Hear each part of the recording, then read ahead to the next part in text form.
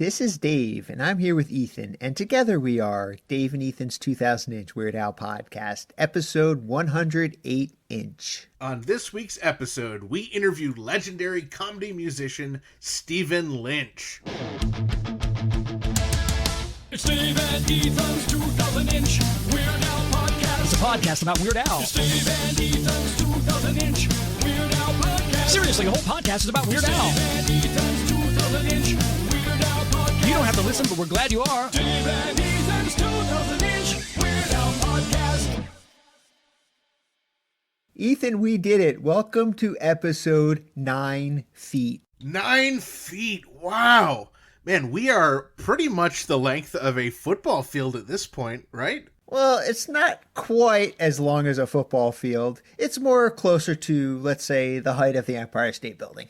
Oh, okay. Yeah, I don't really follow sports, so that's easy to confuse. And I don't really follow building architecture, so I might be a little confused as well. Anyway, I think we should chat about last week's episode before we get to this week's episode, because we had a lot of awesome reactions from our listeners. And just to start off, our good friend Kenneth Gwinnett, after our interview, he shared photos from his own personal collection of his Weird Al, Fat Weird Al, and cheese sandwich prototypes of Funko products. They were so cool.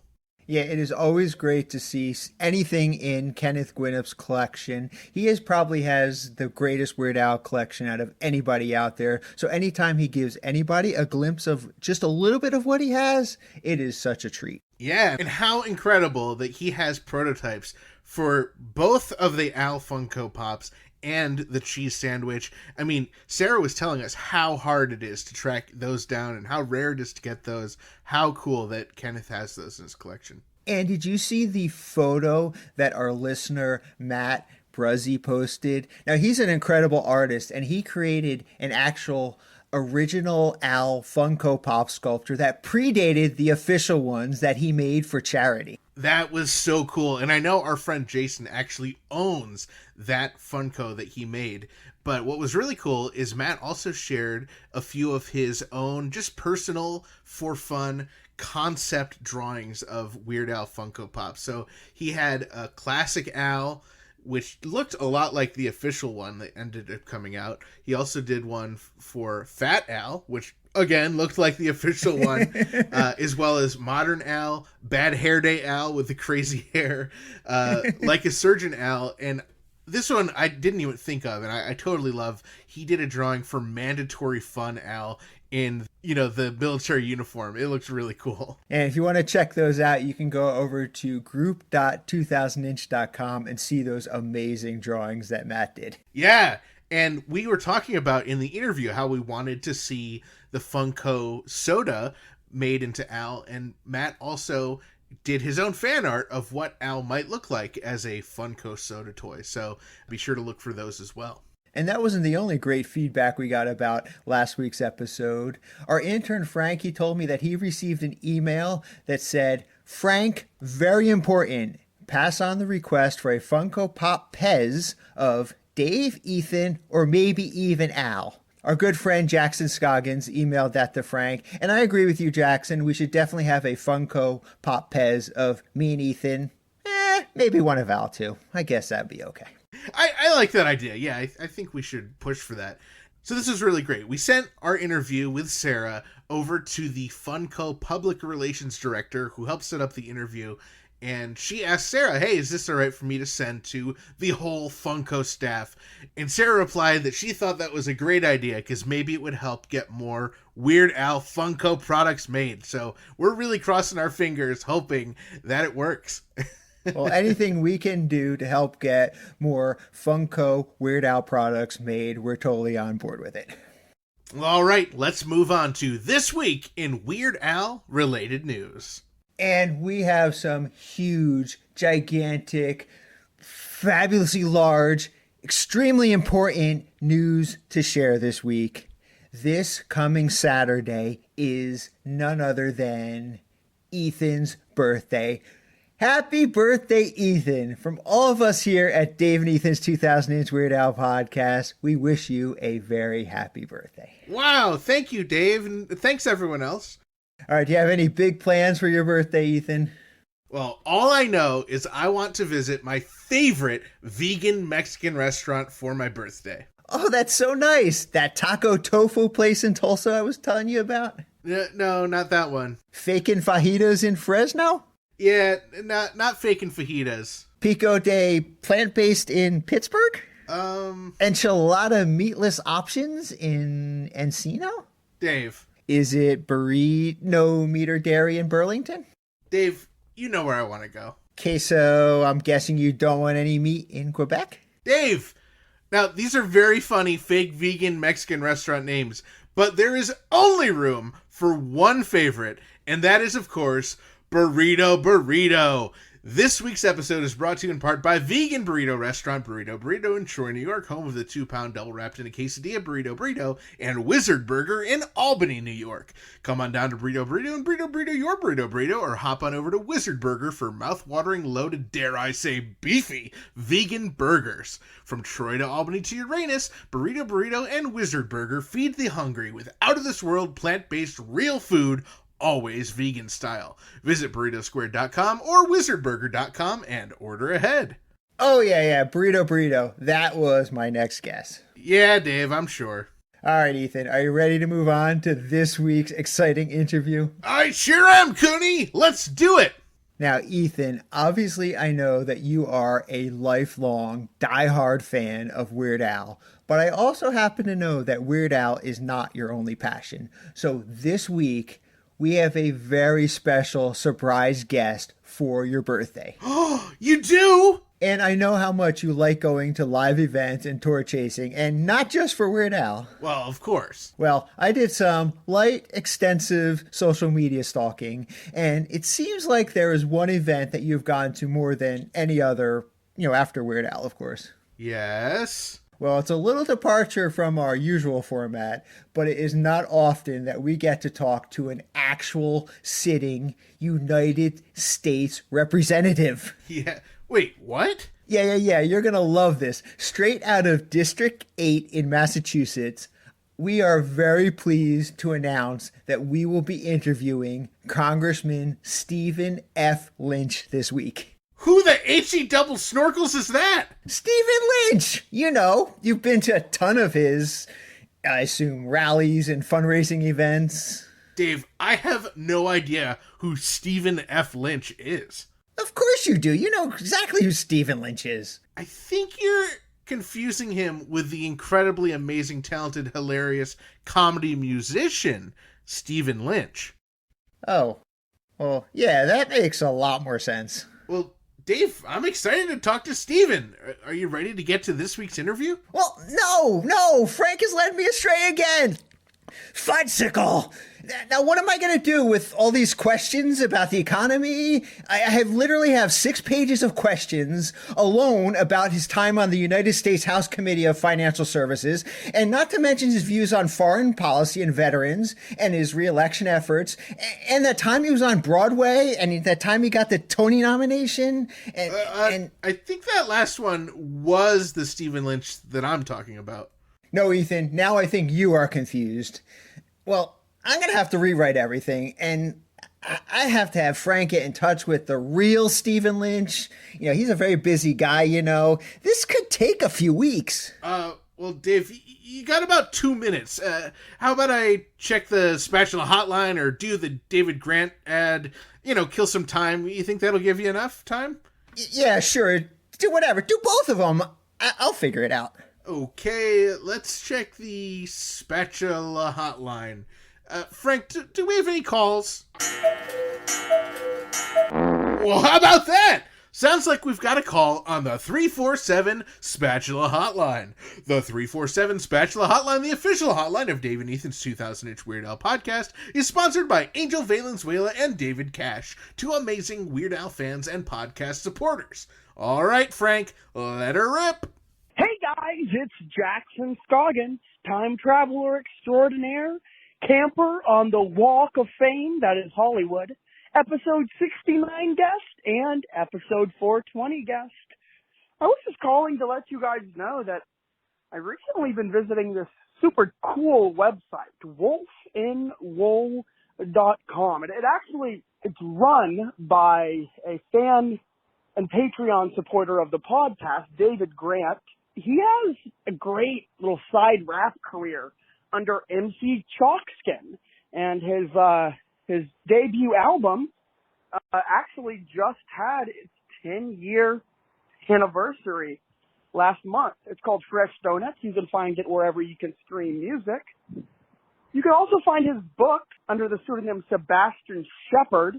He talked about some of those books on the podcast, if I remember correctly. You can also find him on the RU.com's podcast. He's a host of that. But if you really want to find him, I cannot stress enough. Go to wolfinwool.com, and you can find every project this guy's ever done. I'm talking Fresh Donuts. I'm talking books. I'm talking podcasts. He even sells merch, some of which might look really good on a Weird Al fan.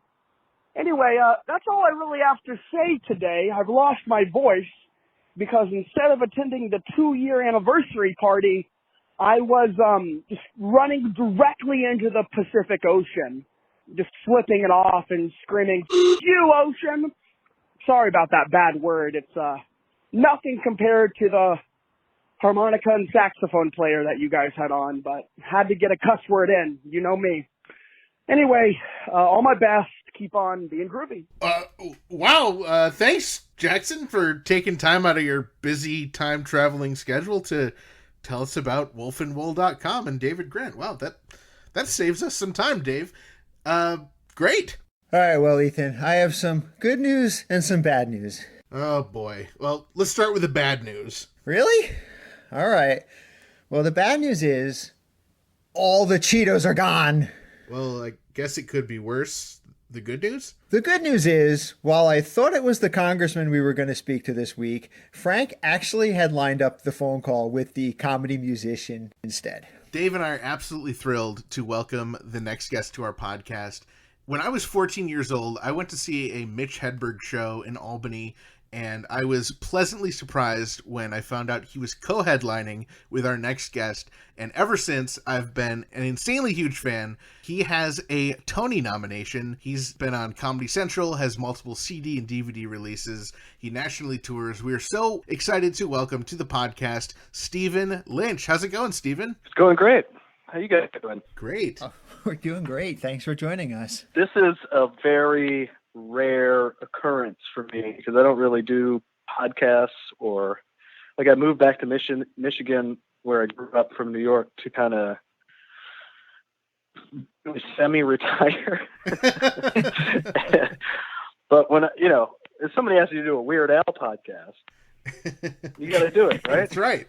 I mean, I don't even know who this Weird Al character is, but I'm excited to learn more about it. Well, hopefully by the end you'll know all about him. Start from the beginning. Dr. Demento, 1980, whatever. Well, let's start from the beginning. Before we get to your career, let's get to the beginning of when was the first time you heard Weird Al? Was it on Dr. Demento? No. You know what? I was thinking about this because I kind of figured you would ask me that question.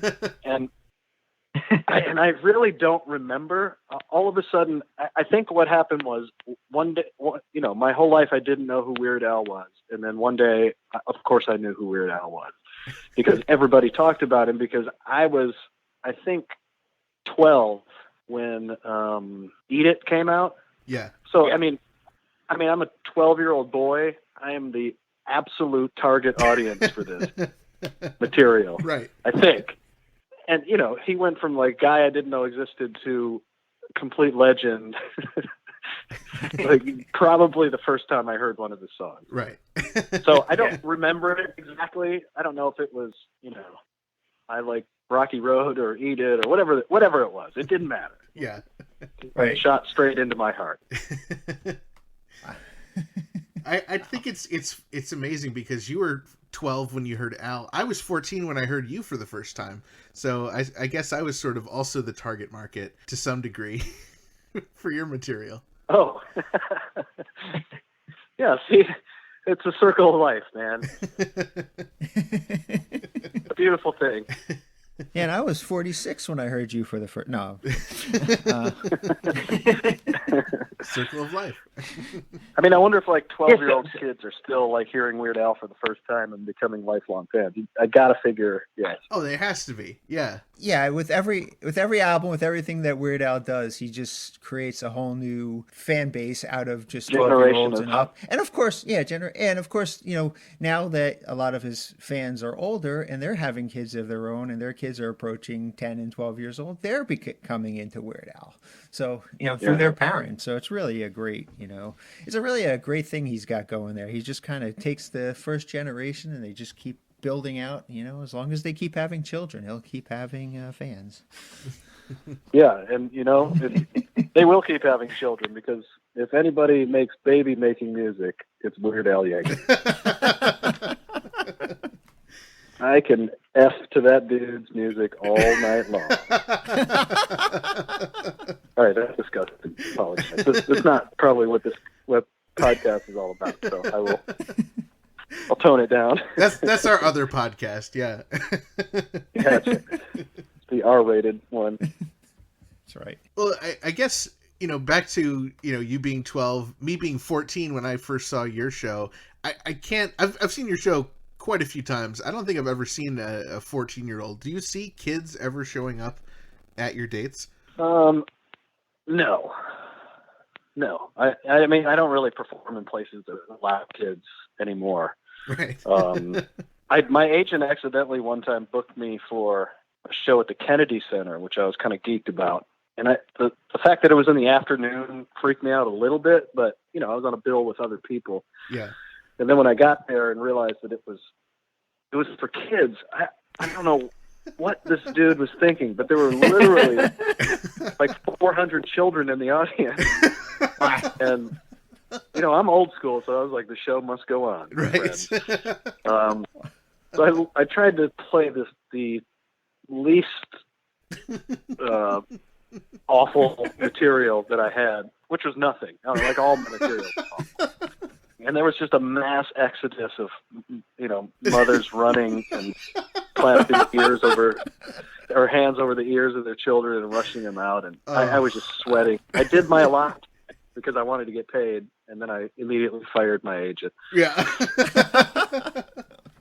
Wow. Like, man, you had to know I wasn't Weird Al. Right.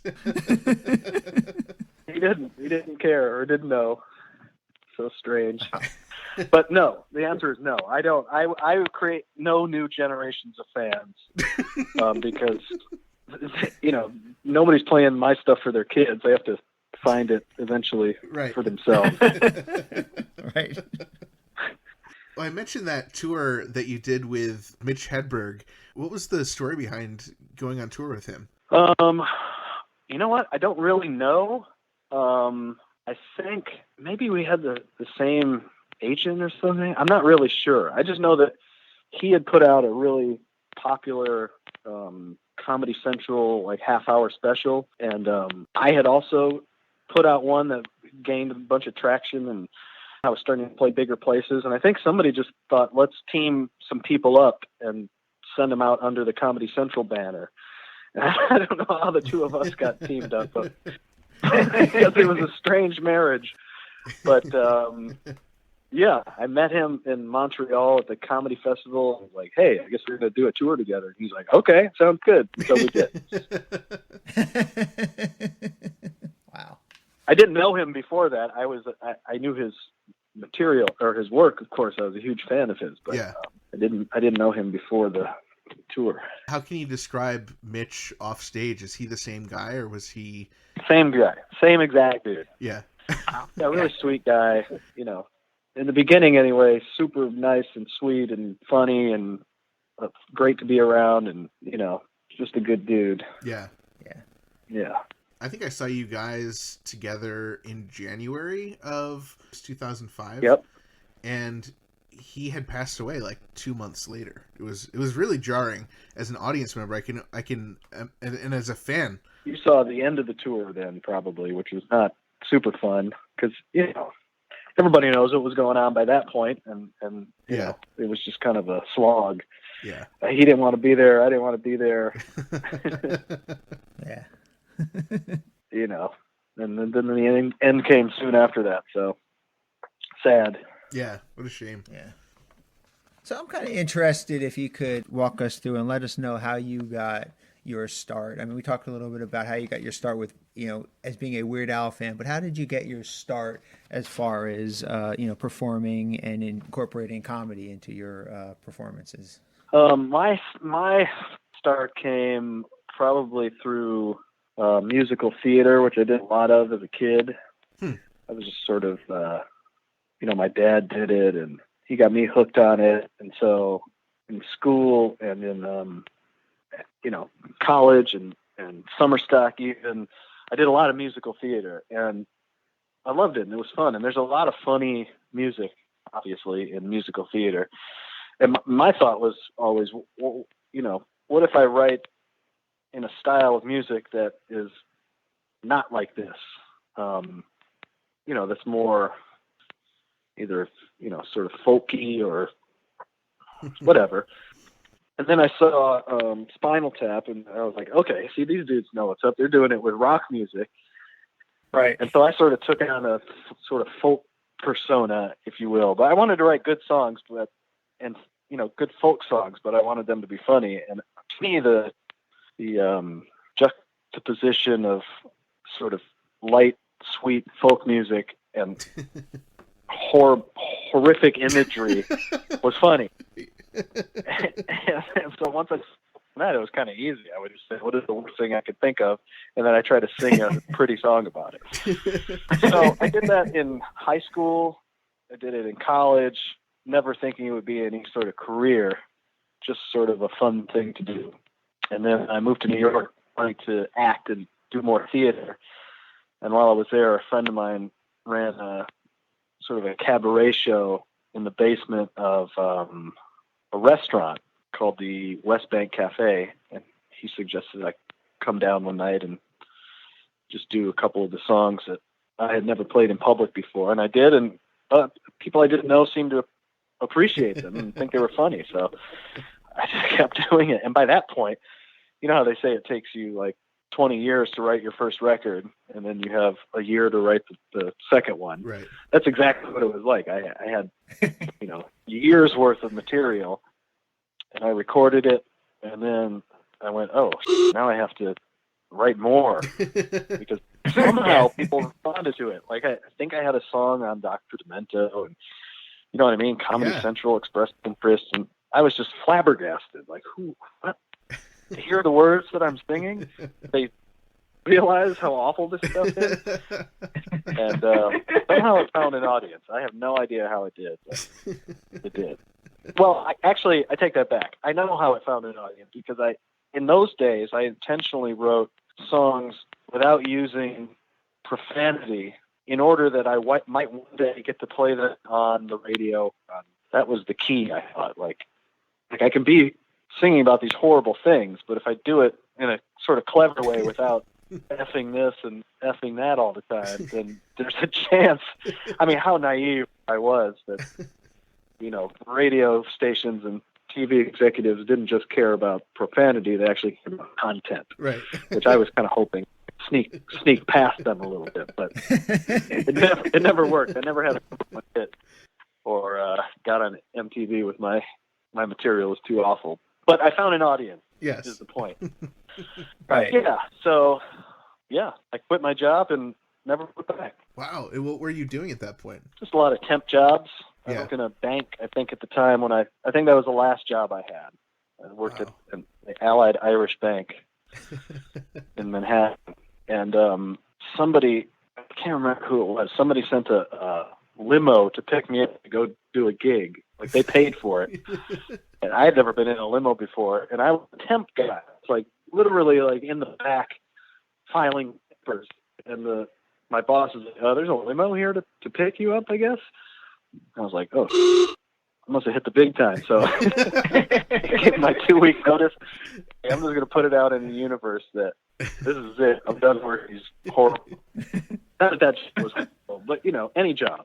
It's like, I need this to work for me, so I'm just gonna quit and hope that I somehow figure out how to make a living doing this. You mentioned you were performing some music in high school and college. Was that like coffee shops or to your friends? What were those performances? Oh no. It was probably I wouldn't play for anybody except theater kids.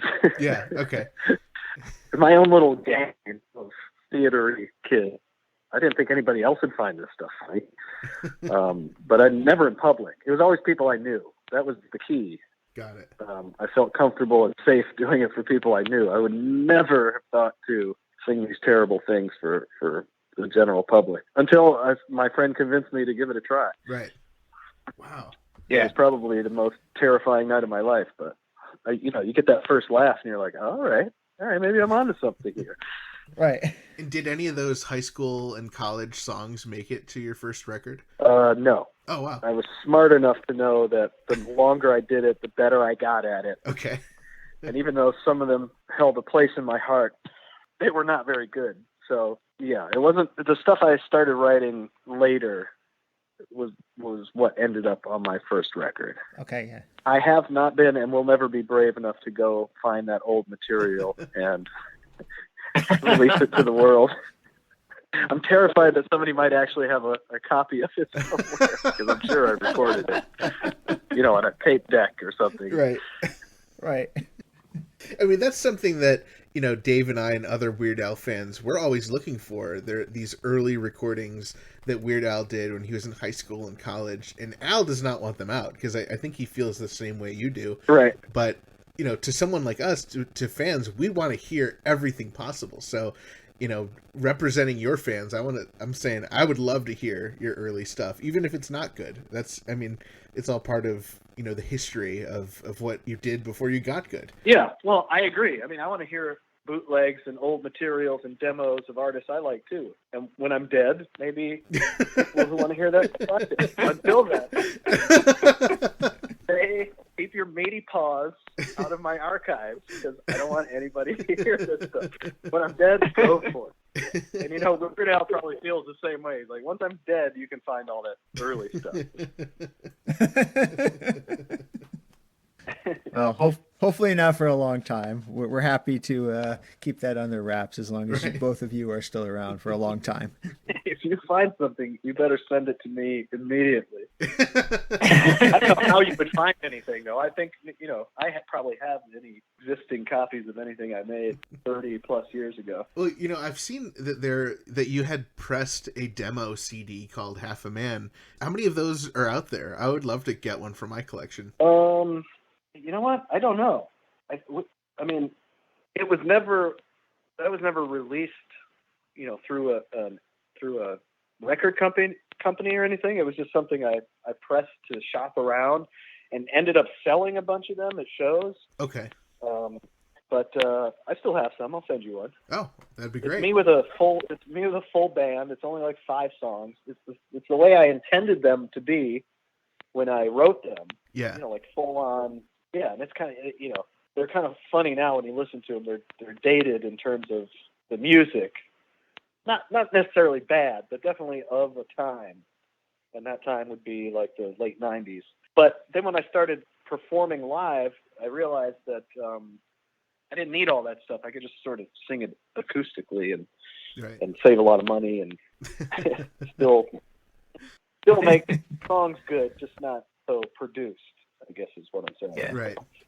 Yeah, so there's a bunch of those floating around. I don't know how many I sold at shows, probably 10 or 20 million, I would imagine. Sold very well. Yeah. No, I have no idea. I really don't. But I'm sure I know I have some because I just moved and I found a box of old stuff. Oh, cool. A bunch of those. So I'll send you one. Oh, I'd love that. And then you can release it after I'm dead. Okay. As we talked about earlier. Right. Yep. So how did performing, in these little clubs and stuff, how did that lead to you getting your songs on Dr. Demento and your Comedy Central specials? Well, I don't remember how I got stuff on Dr. Demento. I'm guessing it was probably my manager. But Comedy Central I was doing shows at where was it? Catch a Rising Star. Okay. They had a club in Manhattan at the time, which has since closed. But I was just doing any show who would let me on the stage. And one of them was, I can't remember the name of the show, but the guy who would eventually become my manager and his wife, who would eventually become my publicist, were in the audience. And I think they were either friends with a guy who worked for Comedy Central, Chris Young, who, discovered a lot of people and made a lot of things happen over there. Wow.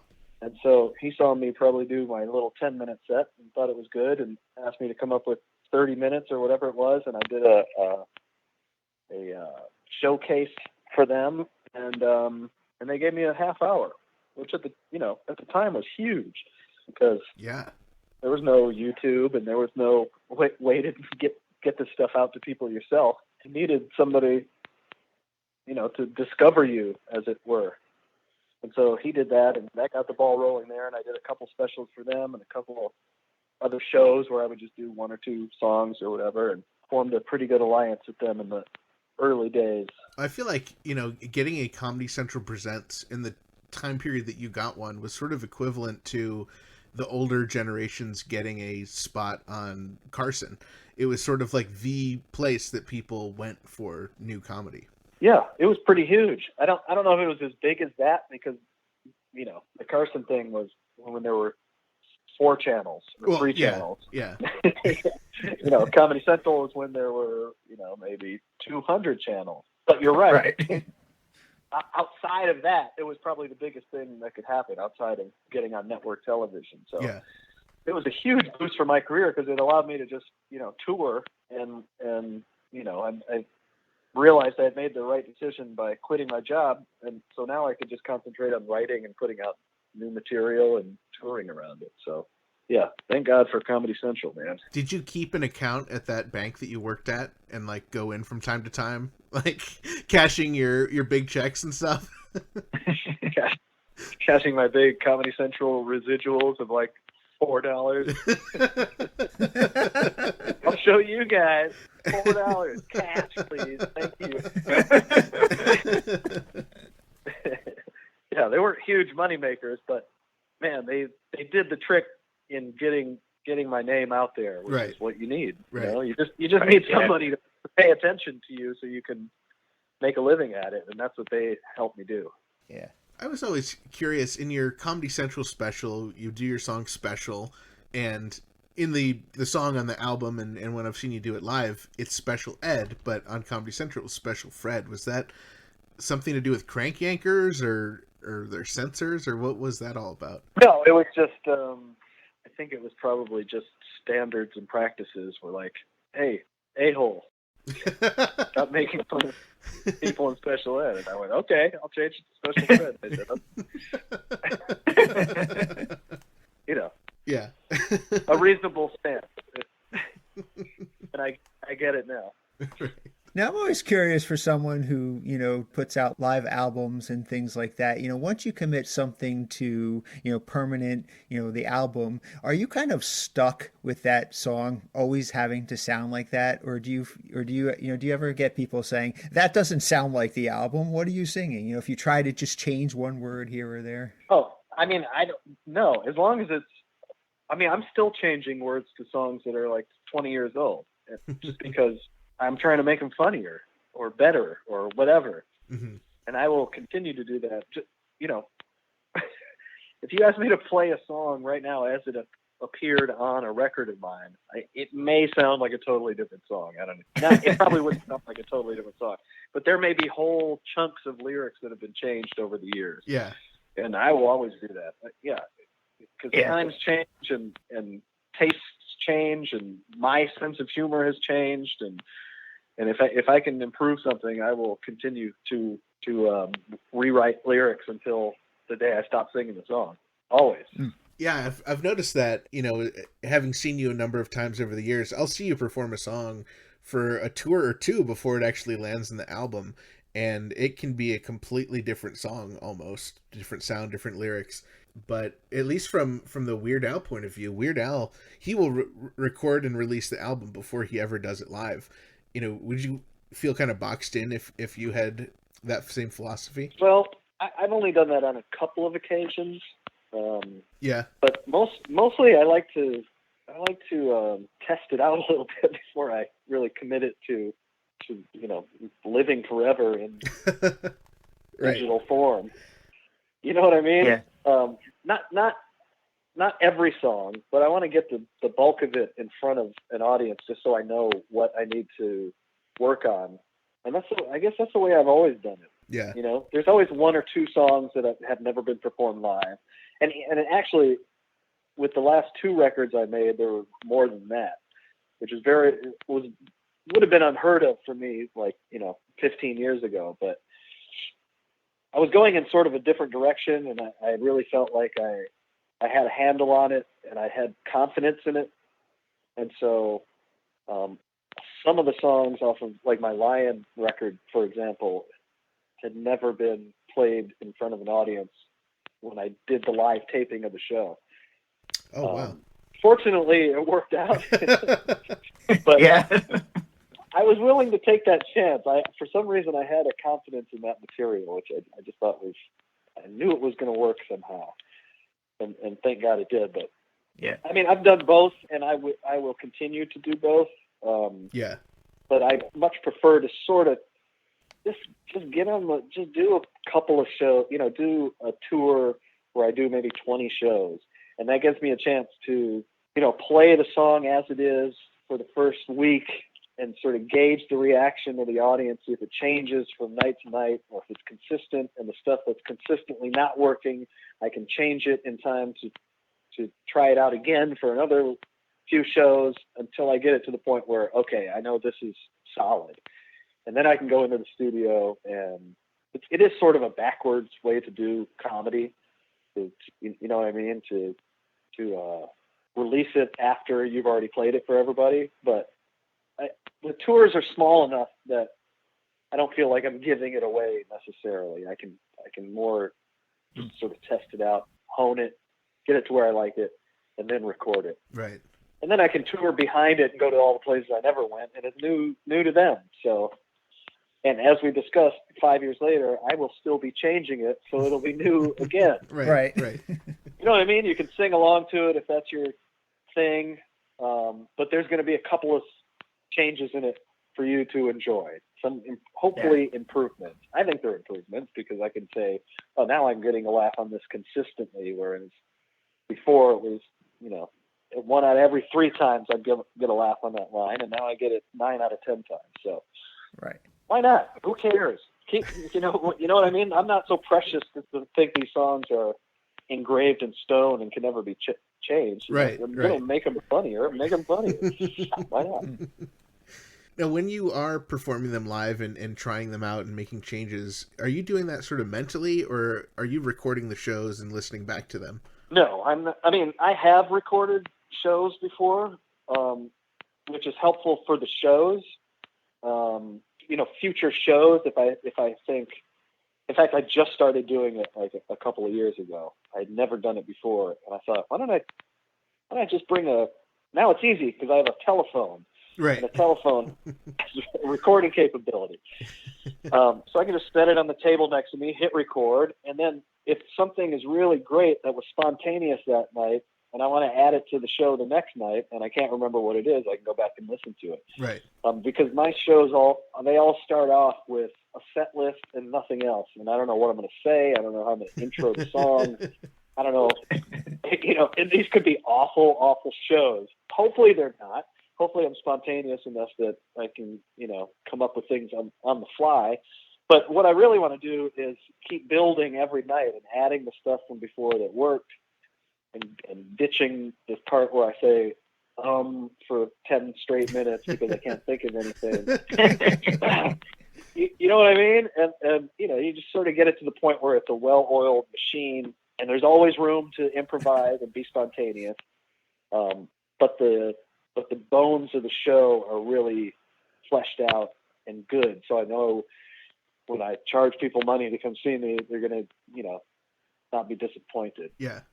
Yeah, so it doesn't really work. The songs themselves, by that point, I don't do that. I don't record the show so I remember new lyrics from the songs, because I will work on those and write them down.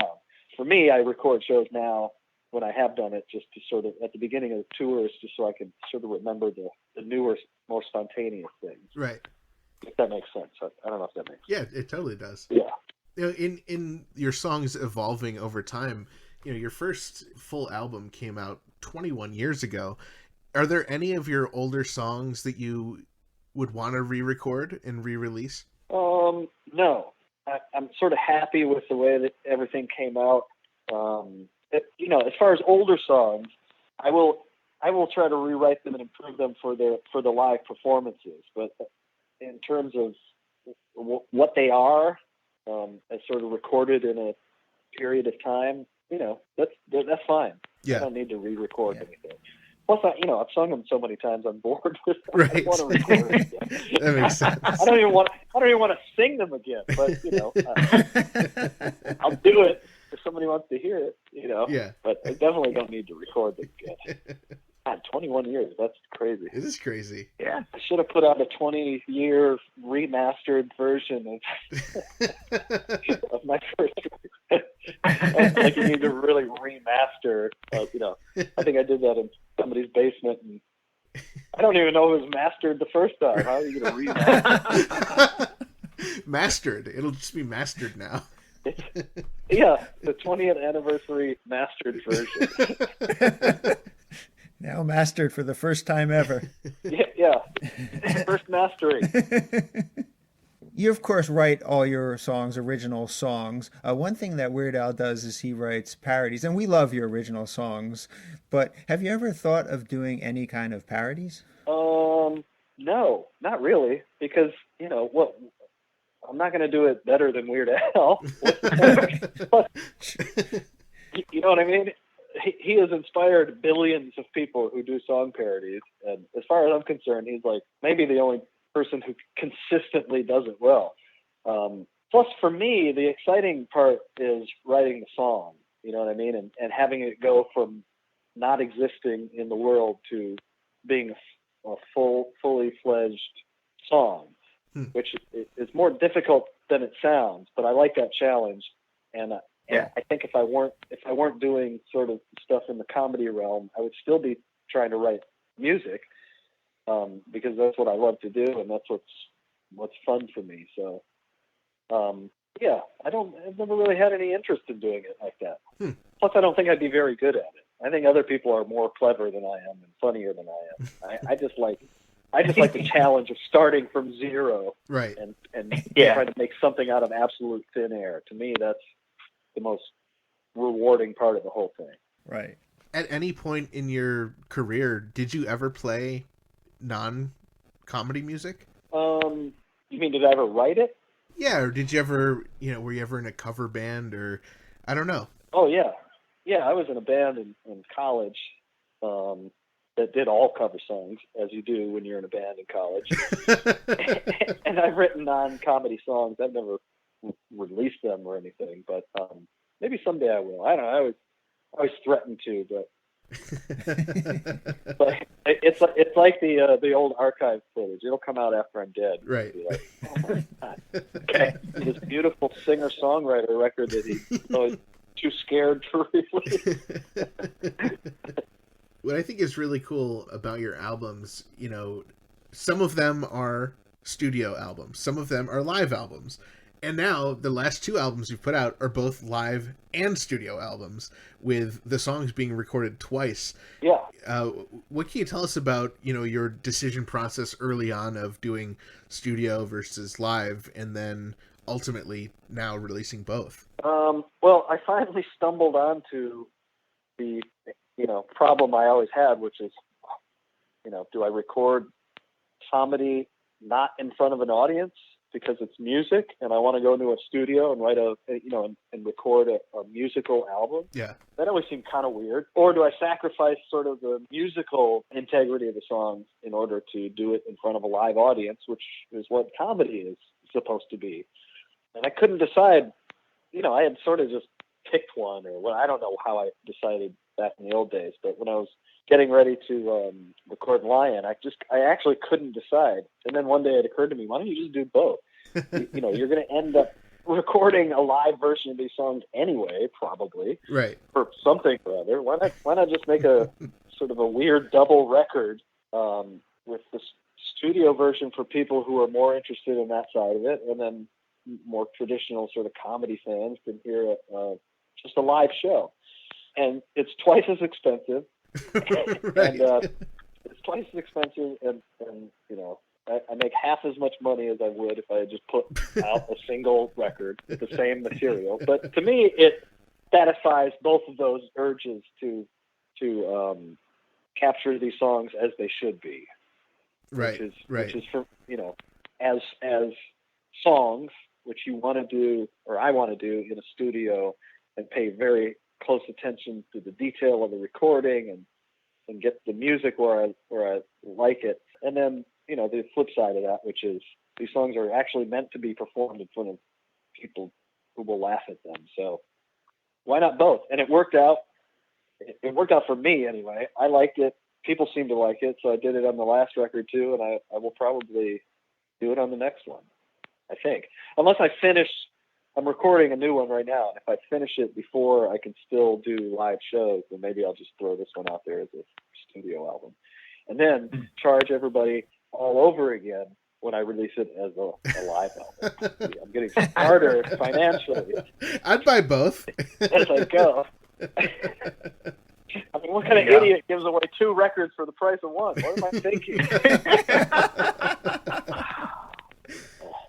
What a moron. But you know what? I don't know. I like it that way, so I probably will keep doing it like that. Well, that's really exciting that you're working on a new album. Do you have any idea when that might come out? Well, I mean, no. I don't want to speak too soon. I'm hoping at the end of this year, but I said no, and then I gave you a date anyway. And, it probably would be done by now if not for the pandemic, because I had a big tour in 2020 planned, the point of which was to test out a bunch of this material. And I think I got 2 shows in before we had to cancel everything. Oh, wow.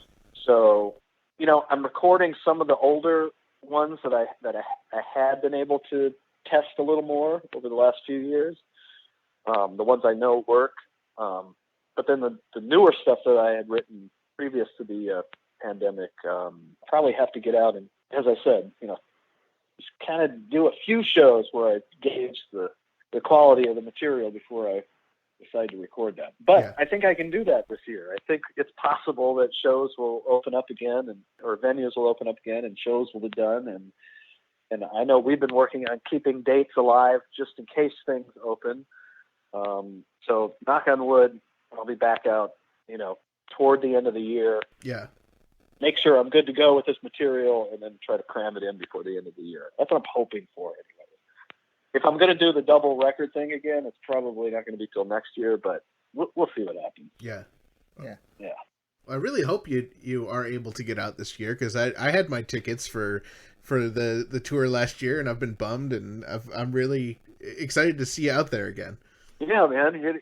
I've taken longer stretches of time off of touring than this year, but I've never been forced to do it. Right. Especially when I had a bunch of material that was just raring to go. So, yeah, I'm dying to get back out there. I'm sure everybody is. But, yeah. It's also the way I'm living, obviously. So, you go through time. I go through times where I'm concentrating on writing and I'm not out there performing, and I don't make any money, because I know the next year is when I'm going to go tour all that stuff, and I am going to make enough to, keep them from taking my house away from me. So this time it was not up to me. They were just, you can't do it. So it was, I don't know, that put a weird twist on everything. It's like, what? I can't go out? Now I really want to go out. Most of the times I'm like, I don't want to go out. Yeah. I want to sit at home and write, and then I'll go out if I have to. And it was weird when you can't do it. Yeah. Yeah. Well, we both hope that you and everybody else who performs for a living can get out as soon as it's possible and as soon as it's safe to do so. And you know that we will be there in the audience, as soon as we can. We'll be just as excited as you guys are to be there as well. Cool, man. Thank you. Appreciate it. So I wonder if you could tell us a little bit about your time on Broadway in The Wedding Singer. Was it, difficult to transition from, comedy music into, doing theater like that? No, I mean, I had been doing it my whole life, so I wasn't expecting to do it. I had sort of given that part of, I don't want to say I'd given up, but I'd moved on to other things. By that point, I was already touring and writing and doing comedy for a living, and so it just I sort of stumbled onto that. I wasn't auditioning anymore. I was done. Before that, I was auditioning all the time, but when I started doing my own thing, I sort of put that away and went, well, maybe not. And then I got a call to come in and audition for that because they thought I'd be good for it. And as you may recall from earlier, that was what I had moved to New York to do in the first place. Right. So I jumped at the idea. I thought it was great. And I got the feeling that if I didn't screw up the audition, then I was going to get the role. They seemed to be implying that anyway. And I didn't. And I got the part, and it was super fun, and it was exciting, and they had created all new songs for the show. Because I don't know if you've ever seen the movie, but they're all, previously released songs. Right. They're all, rock songs, right. essentially. Right. Pop songs. And these guys were, what interested me about it was that they were not doing that. They were creating songs from scratch. And so I jumped at the chance to be part of, it's a remake of a movie, but as far as the music is concerned, it was a whole new creation. It was super fun, and I had a great time, and I met lifelong friends doing that show, and we started out in Seattle because, they do out-of-town tryouts for those big shows, and they see how it goes, and they determine what they have to work on. It's essentially what I do. They test it out. They figure out what works and what doesn't work. Then they rewrite the shit out of it. And then when they like it, you bring it to New York and you go up on Broadway. So that's what they did. And we had almost a year run, and it was super fun. I had a great time. And at the same time, I couldn't wait for it to be over because I was used to being able to sort of do whatever I wanted on stage. Yeah. That wasn't a shock to me because I had, as I said, been doing shows my whole life. But I had never done a show for more than a few weeks. And this was months and months and months. And by the end of it, I was sort of itching to be able to just do what I wanted and change the show a little bit. And you just can't do that. That show is set in stone. Once it's finalized, that's it. You can't change it. So as fun as it was, and how great a time I had doing it, I couldn't wait to sort of free myself up to be able to just talk if I wanted to, play a song if I wanted to, do nothing. You know what I mean? I missed that. Yeah. Yeah. But it was a super fun experience. I'm glad I did it. And my mom was glad I did it too. I was lucky enough to attend one of the shows, and it was just incredible. Like I was already a huge fan of yours, but I also was a fan of that movie. So seeing that transformed, and I don't know if this is controversial, but I think you did a better job than Adam Sandler did. What? How dare you? I'm going to talk about that on my Adam Sandler podcast every week. I mean, it's two different shows. You know what I mean? Like, I mean, thank you. That's very kind of you to say, and very nice of you. But it's two different animals, I think. You know what I mean? It's just the stage shows they're spectacular. There's a reason that they spend $20 million or whatever they spend on those shows. Yeah. Because the amount of work that goes into them is just mind-boggling. And you're doing it all the way up until you open. 16-hour days of rewriting and trying things, and they light the stage and the costume people. They're huge undertakings. And so they are big, spectacular things. But I think they're a lot different from the end product is so much different from the movies or TV shows or whatever that they come from, that you can treat them as two different animals. Yeah. Well, one thing to back up my opinion is I don't think Adam Sandler's ever gotten a Tony nomination. You were nominated for Best Actor for your role in The Wedding Singer. Yes, true. However, I got, let's just say that the reviews were mixed. I got some good ones and I got some bad ones, some funny ones.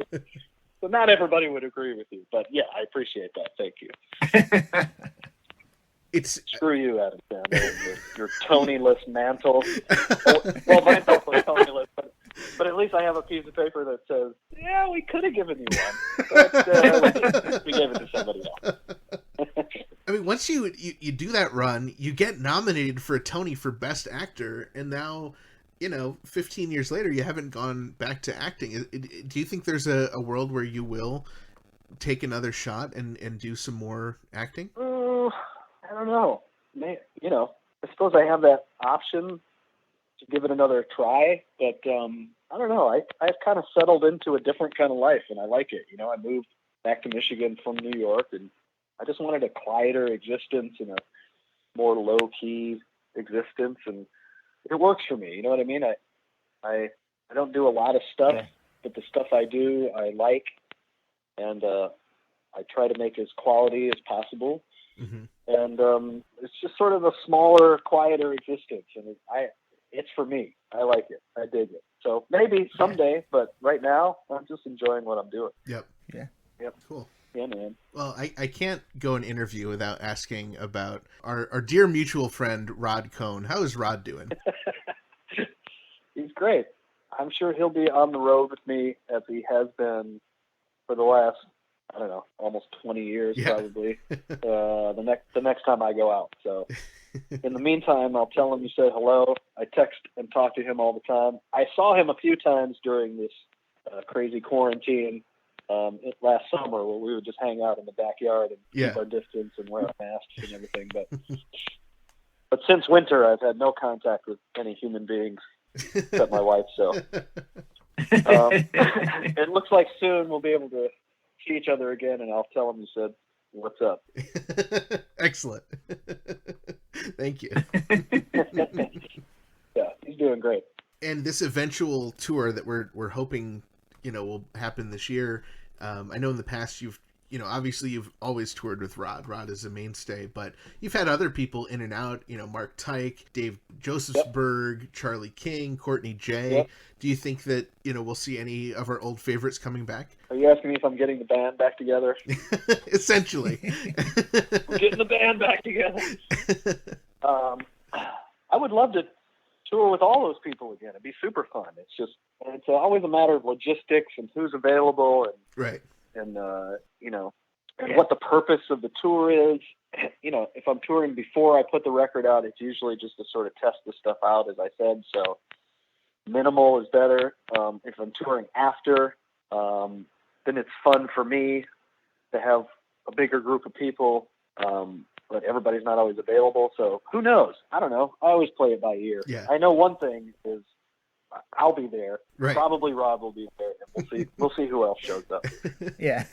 It is fun to see Rod do the girl parts in the songs. Always fun. Always fun. Singing like a little angel.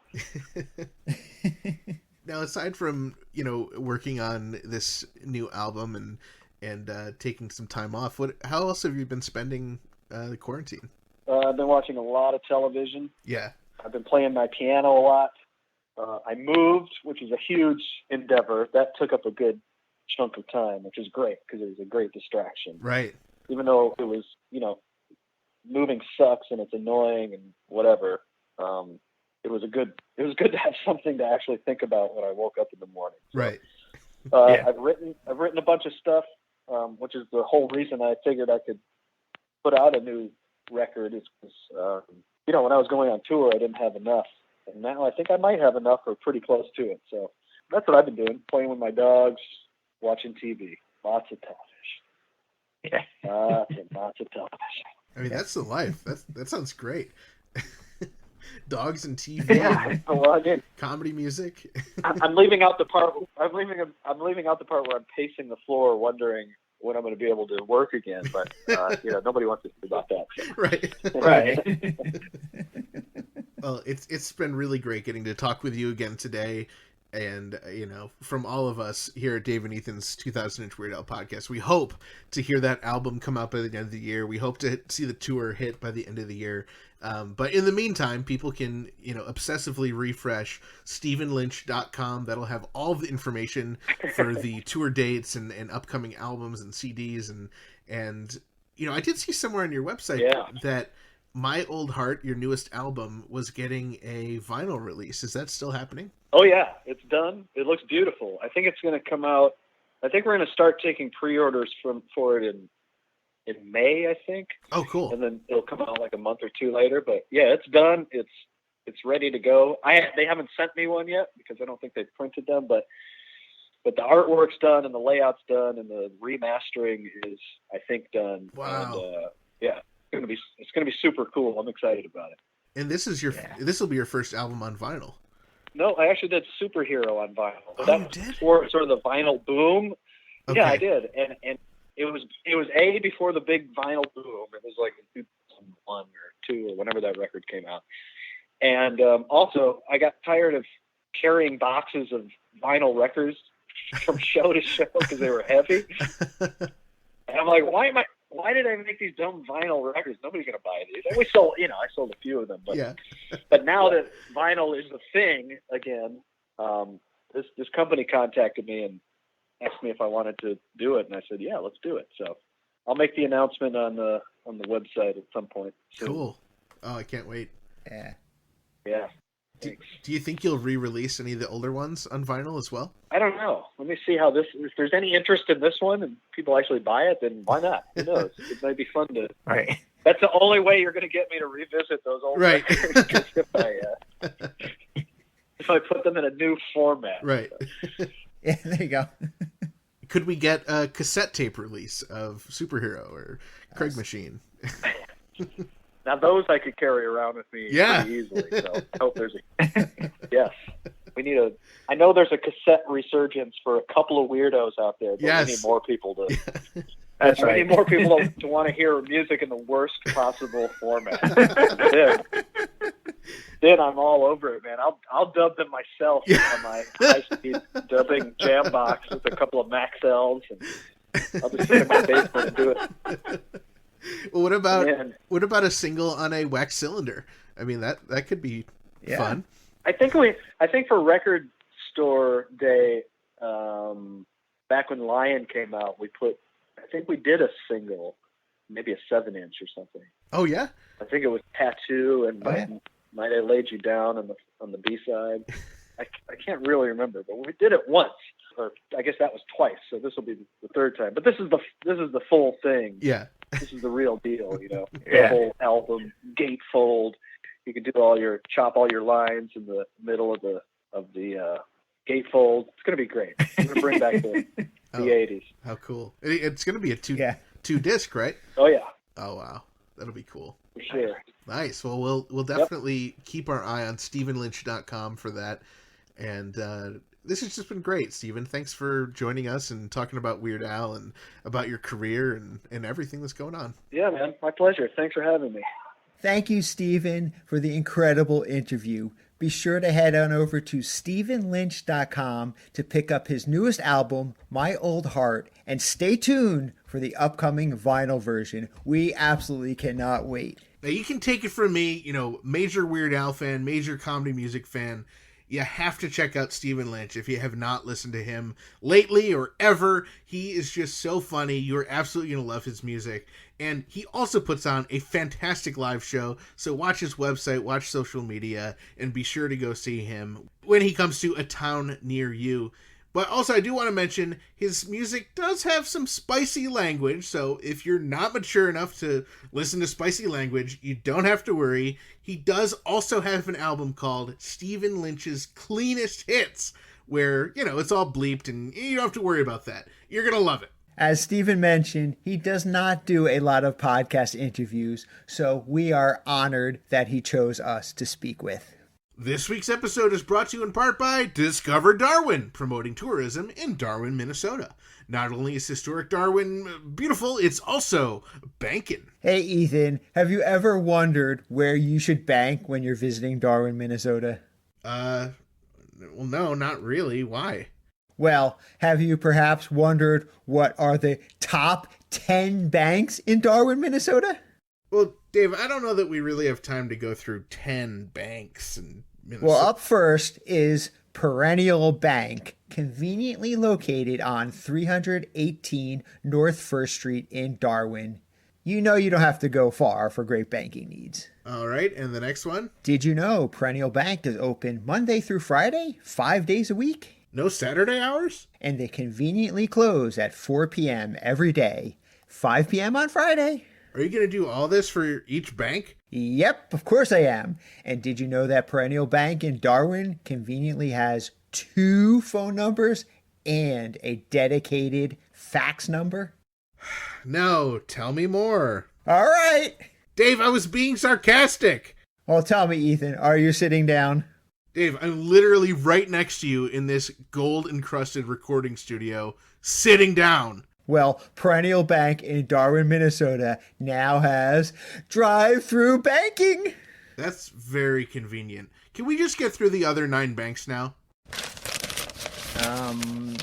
Yeah, well, it looks like the other 9 banks are also Perennial Banks. So, Frank, just loop this ad 9 more times, please.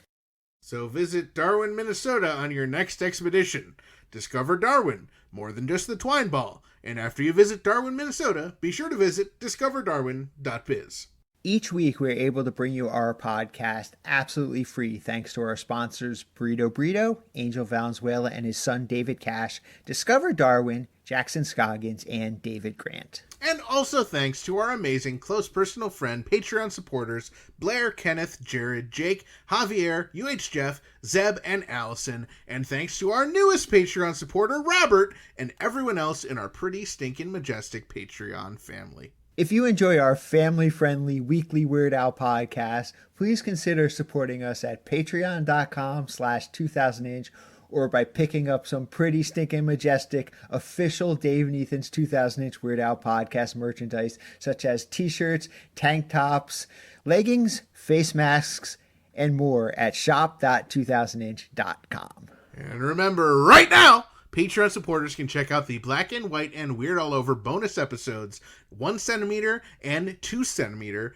the first 2 episodes in our special book series where we sit down with author John Bermuda Schwartz and go page by page, picture by picture, centimeter by centimeter through his book, Black and White and Weird All Over. Patreon supporters get to hear all the bonus episodes early. Everyone else, stay tuned or, just join the Patreon family already. Ah! Well, thanks to all of our new Patreon supporters recently, we have hit one of our stretch goals for this month. That's right. When we hit our stretch goal this month, all of our Patreon supporters were automatically entered in a raffle for an amazing prize. And what do we have for this month's amazing prize? Drum roll, please. This month's winner, William, aka Abe Froman, will be receiving a Mickey Mouse enamel pin. A Mickey Mouse enamel pin?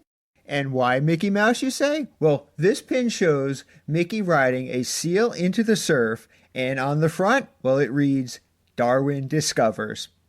Close enough. Why does it say Darwin Discovers? We don't know, but what we do know is congratulations, William, from all of us here at Dave and Ethan's 2000-inch Weird Al podcast. Each month we continue to maintain our stretch goal. We will be doing another monthly raffle. So if you want to get in on the fun for a chance to win great prizes like this one, join our Patreon at patreon.com/2000inch. We love hearing from our listeners and other Weird Al fans. Join our Facebook community and post about Weird Al by visiting group.2000inch.com. And we also love it when we receive voicemail via our official 27-hour-a-day podcast hotline, 347 Spatula. You might even hear your message on the show. For everything about our podcast, including incredible past episodes and guests, be sure to visit WeirdOwlPodcast.com or 2000inch.com and keep up on new episodes, podcast news, and events by following at 2000inch on Facebook, Twitter, and Instagram. And thank you all for subscribing and leaving reviews on Apple Podcast, Podcast Addict, Spotify, Stitcher, or the podcast app of your choice. Thank you once again to our guest, Stephen Lynch, as well as thanks to Jackson Scoggins and DMDB.org. Thank you to the Grammy Award-winning Jim Kimo West for our incredible theme song, and thank you to Weird Al Yankovic, as this podcast probably would not exist without him. And a big thank you to all of you, our listeners and subscribers, Patreon supporters and sponsors, and everyone else who makes our podcast possible. Thank you for listening to Dave and Ethan's 2000-inch Weird Al podcast. And always remember to gill and chill! Ethan, Frank tells me that Stephen F. Lynch is on the line. What should we say to him? Ooh, I know. Have Frank ask him if his refrigerator is running. Great idea. And if he can grab us some Cheetos.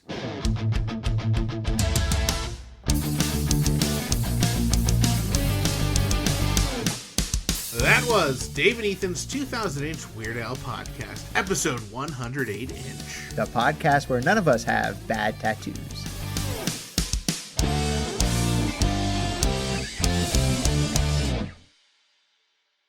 If anybody makes baby making music, it's Weird Al Yankovic.